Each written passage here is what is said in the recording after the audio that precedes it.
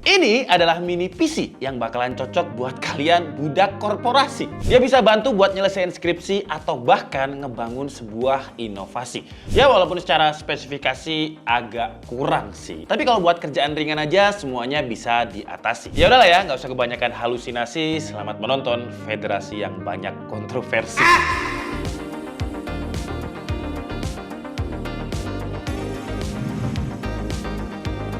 Hai Andika, guys di sini. Jadi kenalin, ini adalah mini PC BMax B4 Turbo yang harganya 3,1 jutaan aja. Yang runningnya full load itu cuma sekitar 15 watt. 15 watt kalau nyala selama 24 jam per bulan itu bayar listriknya cuma 17.000 perak. Tapi walaupun cuma 15 watt, kalau kalian gunakan untuk multitasking masih kuat sih. Karena RAM-nya aja 16 GB dengan storage setengah terabyte. Tapi ya namanya harga 3 jutaan ya, sesuai peribahasa ada harga ada rupa. Jadi sekuat apa mini PC 3 jutaan ini, kita bahas dulu dari sisi desain.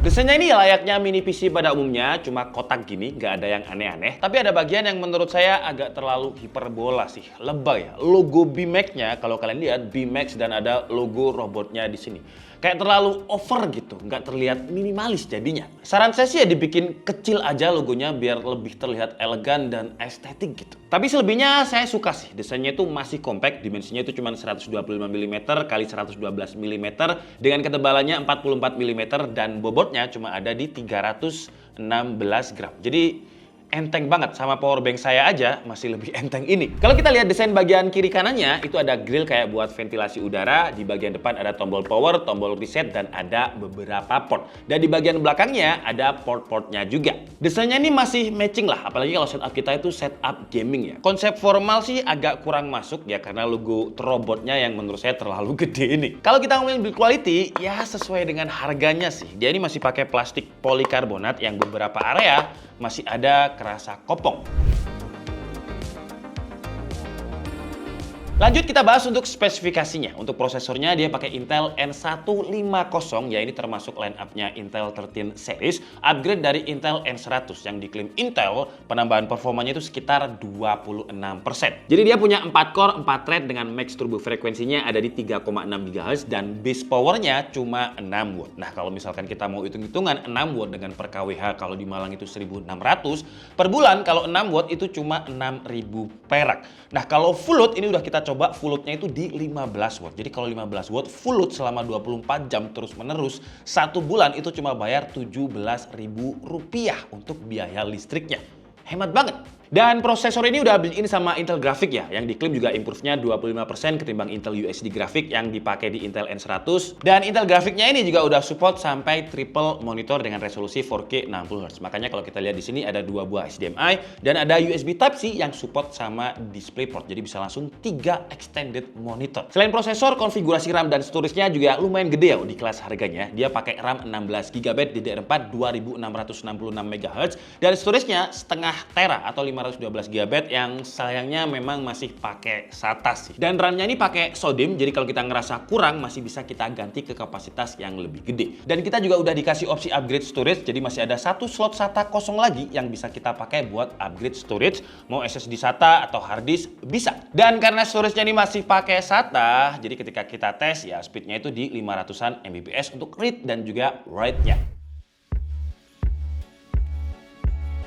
Kalau untuk performanya kita coba di Cinebench R15, single core-nya itu dia dapat 104, multi core-nya awal-awal itu kecil banget ya, 107. Running keduanya naik jadi 221 dan kalau kita lihat ya multi core-nya itu stabilnya di kisaran 200 poin. Nah, pas kita tes ini kalau kita lihat ya stabilnya untuk CPU package power-nya itu di kisaran 15 watt dengan suhu temperatur CPU-nya cuma ada di kisaran 62 derajat Celcius. Kalau di R23 single core-nya itu dapat 600-an poin dan multi core-nya stabil di 1300 poin. Nah, untuk chartnya untuk CPU package power sama, stabilnya itu di kisaran 15 watt, suhunya juga di kisaran 62 derajat Celcius. Lanjut kita coba dia kalau digunakan untuk kegiatan office ringan. Jadi seperti biasa kita coba untuk ekspor PowerPoint ke PDF 150 slide dan hasilnya dia mampu menjadikan file PPT ke PDF dalam durasi waktu cuma 15 detik aja. Dan untuk Excel randomize data yang gede banget dia cuma butuh waktu sekitar 91,48 detik. Terus kalau digunakan untuk main game bisa nggak bang? Ya asalkan gamenya bukan game-game yang berat ya. Contohnya kayak Point Blank, kita coba di grafik custom resolusi Full HD, average FPS dia bisa dapat di 76, maksimumnya 93, minimumnya bisa dapat 64 FPS. Cuman pas main game kita tes lagi pakai wattmeter ya, karena di HW infonya katanya cuma 15 watt, tapi kalau kita pakai wattmeter yang kita koneksikan dengan mini PC-nya, dapatnya di 20 watt. Jadi selisihnya 5 watt ya, tapi 20 watt masih tetap ya hemat daya lah. Dan kalau kita lihat dari performanya, memang si mini PC BMax ini bukan buat tugas yang berat-berat ya. Tapi untuk kelas harganya dari segi performa, BMax B4 Turbo ini masih bisa persaing lah. Tapi kalau dari sisi harganya 3,1 juta, kita udah dapat RAM 16GB, storage 512 walaupun masih SATA, ya masih lumayan worth it lah kalau dibandingkan dengan mini PC yang lain. Dan karena dia masih pakai Intel Celeron N150, jadi segmentasinya si BMax B4 ini ya hanya bisa digunakan untuk kegiatan office ringan, terus kalau misalkan mau di billboard bisa, terus kalau digunakan untuk di kasir bisa, online class bisa, ya game-game ringan kayak Point Blank, Valorant juga masih bisa, Dota pun juga masih bisa. Kalau mau dikoneksikan mini PC ini ke TV di rumah juga bisa, kayak contohnya buat home entertainment gitu ya, ya karena tadi mini PC ini displaynya udah support sampai 4K. Kalau untuk fitur lain, Wi-Fi-nya standar sih ya, dia pakai Wi-Fi 5 dengan Bluetooth versi 5. Oh ya, dan dia juga udah pre-install sama Windows 11 ya, jadi kalian nggak perlu beli Windows lagi, udah pre-install di sini, langsung pakai. Cuman sayangnya kalau kalian tanya apa ada Office and Home Studio-nya, sayangnya belum ada ya. Oke lah, jadi itu tadi adalah review singkat dari BMax B4 Turbo. Kenapa singkat ya? Karena fiturnya nggak terlalu banyak dan prosesornya pun juga mentok di Intel N150. Harganya 3,1 juta, alternatifnya kalau misalkan kita mau belikan dia laptop, ya adanya Advantibook. Advantibook itu sekitar 3 jutaan, prosesornya tapi masih Intel N100, RAM 4GB, storage 128. Jadi masih menang si BMax kalau dari sisi RAM dan juga storage. Tapi ya beda segmentasi ya, karena Advantibook itu udah ada keyboard, udah ada trackpad, udah ada layarnya juga.